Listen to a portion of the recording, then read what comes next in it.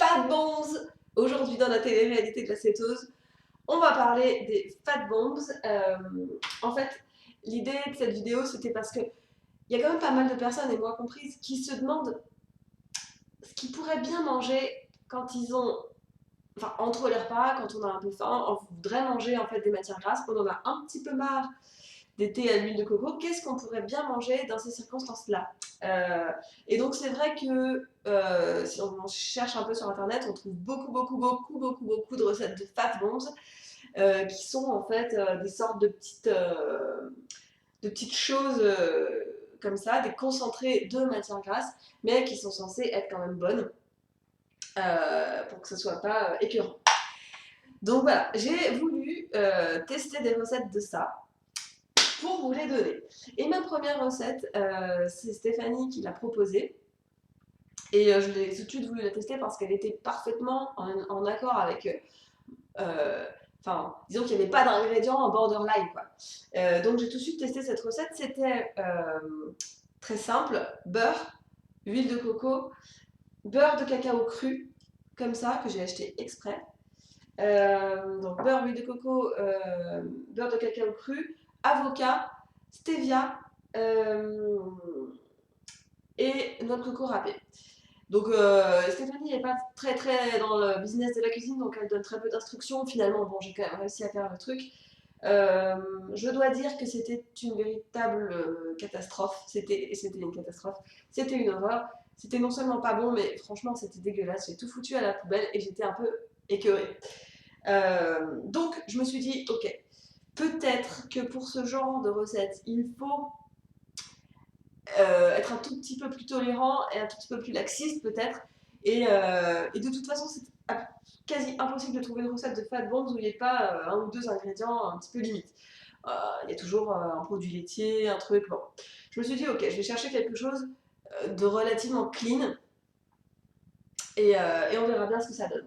Et donc, j'ai trouvé cette recette que j'ai trouvée simple et que j'ai voulu essayer. Donc, une recette qui se compose de l'huile de coco, évidemment, de beurre, mais aussi de beurre de cacao, de stevia liquide, de crème de coco, et puis de deux aliments qui ne sont pas censés figurer dans les recettes keto, le cacao cru, même s'il n'est pas sucré en fait, le cacao contient quand même des mycotoxines, donc c'est pas recommandé normalement. Et puis il y avait dans cette recette du beurre de cacahuète. Alors c'était quand même amusant que cet aliment arrive là à ce moment-là, parce que moi, le beurre de cacahuète, j'ai beaucoup de mal à me raisonner quand il y en a un chez moi, ça finit très mal, je peux pas trop me contenir. En plus de ça, je venais juste de faire la vidéo sur les noix, donc c'était assez ironique de venir racheter ça. En plus de ça, la cacahuète, c'est pas une noix, c'est une légumineuse, c'est encore pire en termes de composition.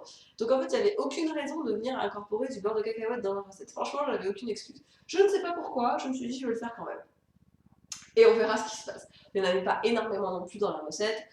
Voilà, je me suis dit, on va essayer. Donc, je fabrique ma petite recette. Je mets tout ça dans mes merveilleux moules Hello Kitty, que j'utilise du coup jamais en ce moment.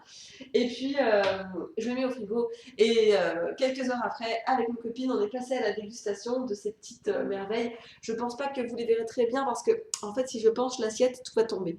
Mais quand même, vous pouvez noter que elles sont en forme de tête d'Hello Kitty. Voilà. Donc tout ça est très merveilleux. Par contre, c'est complètement dégueulasse. Vraiment, j'ai eu un haut le cœur en les bouffant. Je les ai gardés uniquement pour le TV time, là. Hein. Pour vous. C'est dégueulasse. Et finalement, ça m'a permis de réfléchir à la question et de me dire, mais qu'est-ce que tu es en train de faire dans le fond? En faisant ça, tu es en train de te comporter exactement comme tu te comportais avant. Parce que finalement, c'est mimer un ancien comportement alimentaire. Avant de faire du régime cétogène, qu'est-ce que je faisais quand j'avais faim l'après-midi? Comme tout le monde, j'avais envie de manger un truc sucré, j'avais envie de manger un petit gâteau, j'avais envie de manger un truc, du chocolat, machin. Et ça, c'est exactement la même chose.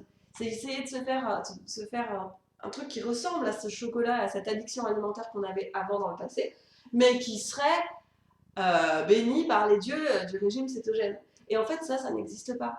Ça n'existe pas. Et je pense vraiment que c'est la leçon keto du jour, c'est que finalement le but de ce process, c'est plus de se débarrasser des addictions alimentaires et pas d'en recréer avec des recettes et des food porn et des trucs comme ça.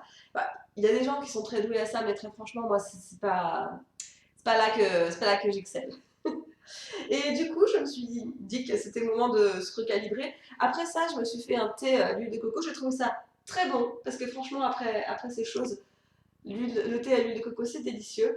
Et en fait, je me lance officiellement, j'en fais l'annonce, je me lance officiellement dans le business du bouillon d'os. Je suis en négociation avec une dame sur le bon coin pour lui acheter son croque-pot.